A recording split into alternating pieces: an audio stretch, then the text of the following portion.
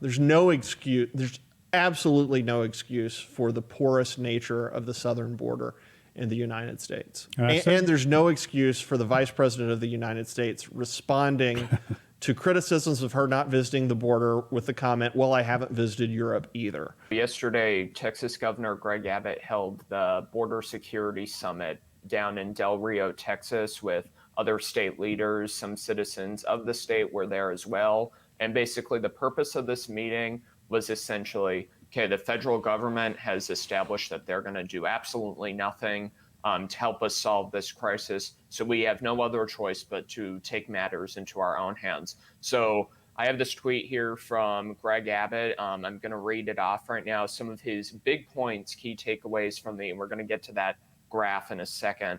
But first thing was he declared a disaster declaration. Now, normally when migrants cross the border, they will either get their court summons, some of them might go to a detention center or specific facility, but a lot of them are awaiting papers, might get sent off somewhere else. They typically aren't arrested.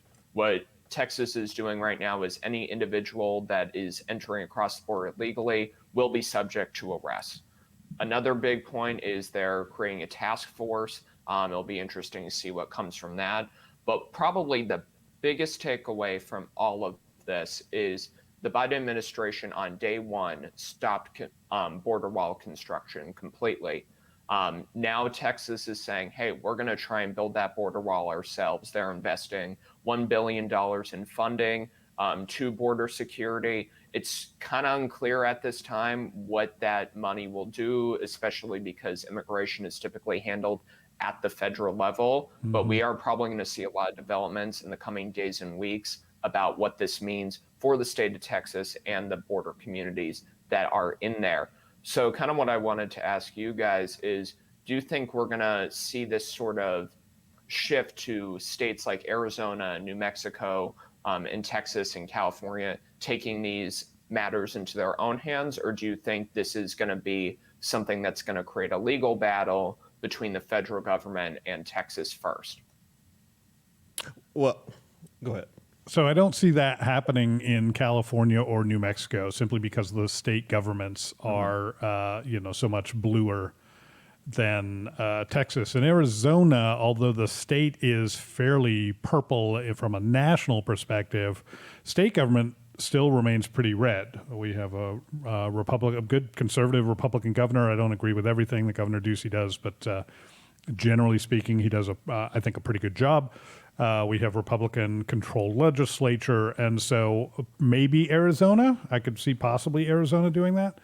And in fact, Texas, just my knee-jerk reaction here, Texas may force Arizona's hand, I think. If Texas actually does that, constructs a significant amount of border wall, that is unlikely to stop illegal immigration. It is more likely to shift it from from the Texas border over to the other three states. My guess is those migrants are going to find themselves more welcomed by New Mexico and California and less welcomed in Arizona, but time will tell.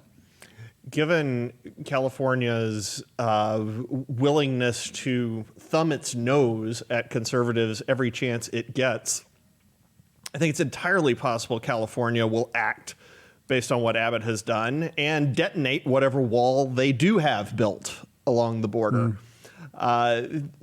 It is an interesting thing. I'm kind of trying to place this in my mind in this federalism matrix, because you think, oh, well, okay, Texas wants to handle this a different way than other states. Good for them. Hey, that's a laboratory of democracy working. But at the end of the day, borders are a national concern, not a state level concern.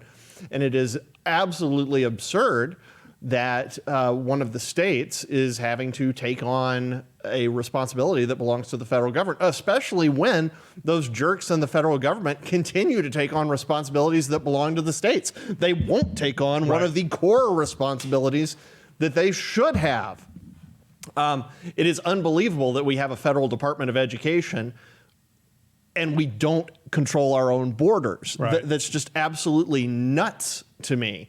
I do think George is right about it essentially diverting immigrants. I don't know enough about the way the illegal immigration sort of migration patterns work and where the coyotes go and how they respond. But I mean, we were talking about economics earlier. Simple economics says that, you essentially plug up a hole, they're going to move to the next hole, which would be New Mexico.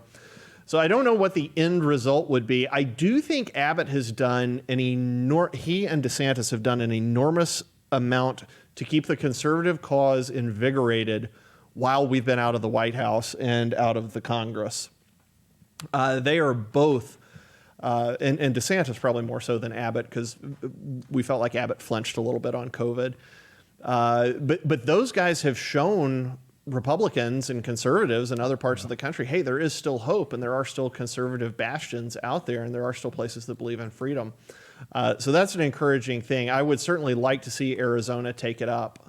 And we have lots of wall already, and we have we have mountains as well that help block this. But the more we can do, the better off we are. There's no excuse. There's absolutely no excuse for the porous nature of the southern border in the United States. And there's no excuse for the Vice President of the United States responding to criticisms of her not visiting the border with the comment, well, I haven't visited Europe either.